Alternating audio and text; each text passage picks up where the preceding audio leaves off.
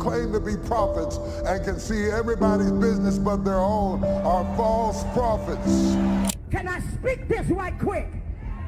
Can I speak one sentence that'll help you? Ye that are without sin, cast the first stone. I would have been swallowed up. Have you ever been swallowed up? Have you gone through a time of swallowing? And I cannot forget the way that he made me cry many nights when I drove in his cars on the way home, not able to take enough showers to wipe the smell of him off of my body. He had princes in there. He also had a couple of preachers in there. Why would a religious man like himself be at a party which ain't nothing but sin that's going on, bro?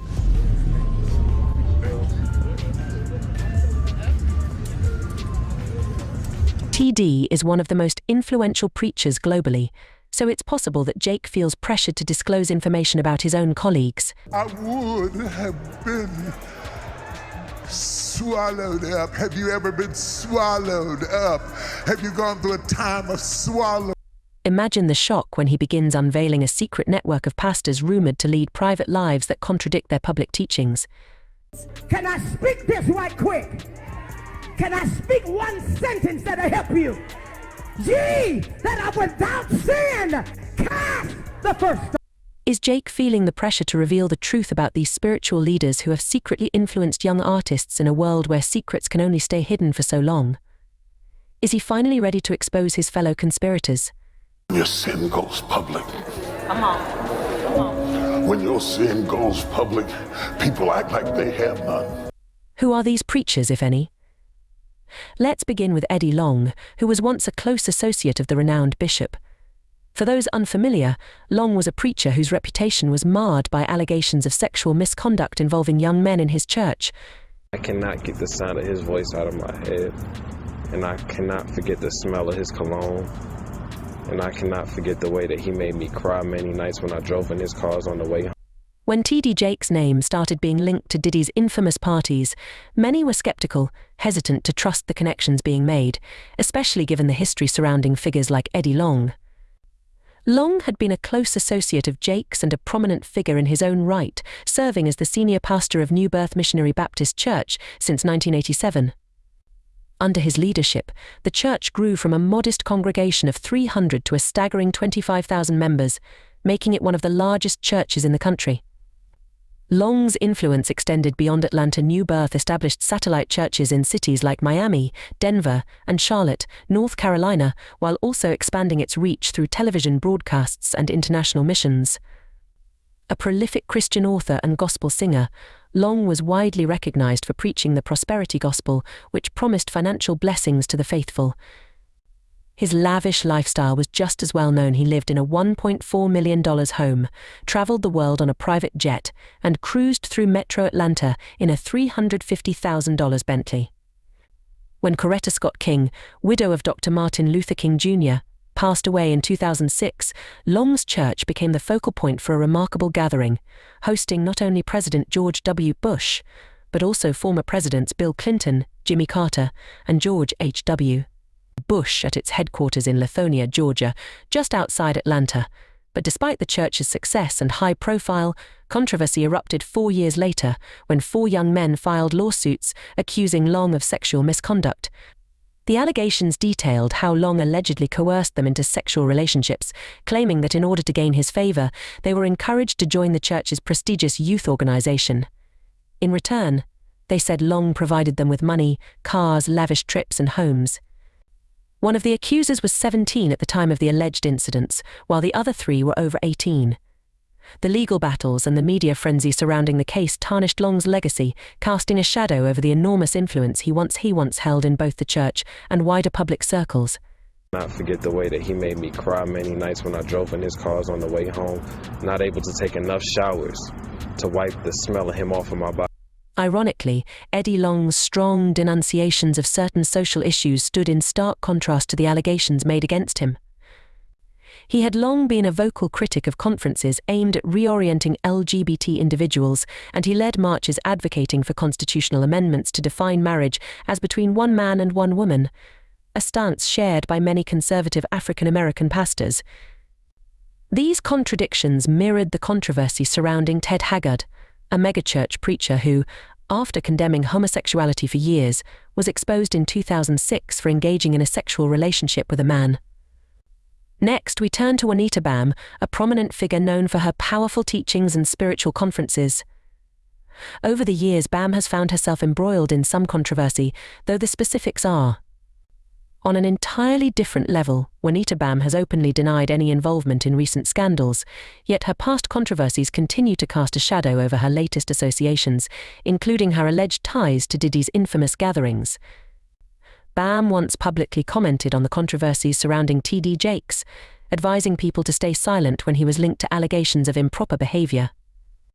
During her New Year's Eve service at her church in Norcross, Georgia, Bam took a moment to address the rumors, subtly comparing her own situation to the speculation swirling around Jakes. As a discreet gospel singer, she briefly touched on the topic while speaking about showing compassion for others. "It's obvious to everyone that I don't discuss preachers," Bam began. "I don't speak on anyone because I'm not sure who will eventually need to help me."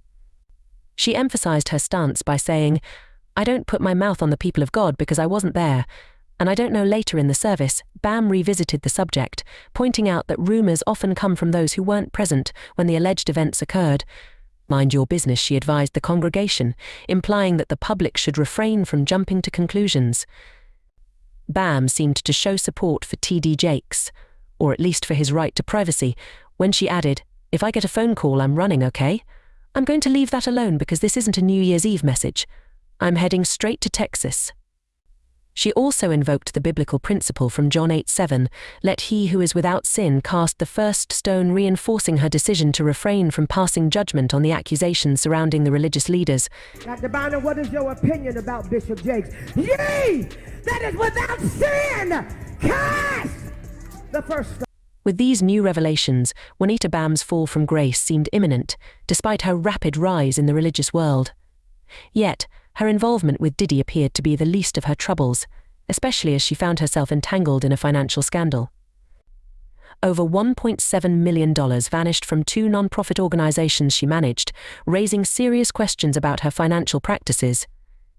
Bam's ministry came under intense scrutiny after it was revealed that significant financial surpluses, which should have been recorded in the books, were mysteriously left out.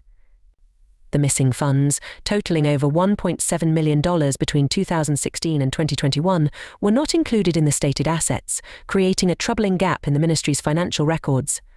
While attempts were made in 2022 to correct the issue by recognizing the surpluses as assets, the matter remains unresolved. The continued absence of clear explanations surrounding the missing funds has raised serious concerns about accountability and transparency within her ministries, casting a shadow over her financial management. I want to make this intensive. You can go to www.juanitabynum.com. I want to make this intensive to the point that when you come out, the IRS may soon launch an investigation into the non-profit organizations overseen by Juanita Bam, amid growing criticism and distrust surrounding her financial practices. With the power to scrutinize financial transactions, such an inquiry could have devastating consequences, potentially uncovering cases of financial mismanagement or even embezzlement, which could lead to legal action. However, Bam's financial troubles are just one chapter in her controversial story. Her personal life has been marked by dramatic highs and lows, including extravagant spending, accusations of spousal abuse, and run-ins with the authorities. Bam's lavish wedding to Bishop Thomas W. Weeks III in 2002, which reportedly cost $1.2 million, made headlines.